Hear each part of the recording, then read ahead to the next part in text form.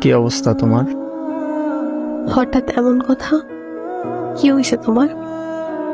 আরে তেমন কিছু না, বাসা দিয়ে নাকি ছেলে দেখছে। হুম, তো কি হয়েছে? ছেলের নাকি সরকারি চাকরি আছে। থাকতে পারে, জানি না। ও আচ্ছা, তুমি এত কিছু কিভাবে জানলে? তোমার কাজিন বলছে। ও আচ্ছা, এইসব খবর ও ভালো রাখে। তোমার পরিবার তো মনে হয় রাজি। কি করবে এখন? আমাদের সম্পর্ক কি এখানেই সমাপ্তি? এই শোন, বিয়ে আমি করব, আমার পরিবার না। আর তোর এত কিছু কে ভাবতে বলছে? তোর সামনে পরীক্ষা, তুই পড়াশোনায় মনোযোগ দে। আমি তোর ছিলাম, তোর আছি, তোরই থাকবো। তুই পরীক্ষাটা দে আগে, তারপর হাত ধরে নতুন জীবন শুরু করব। সত্যি তো?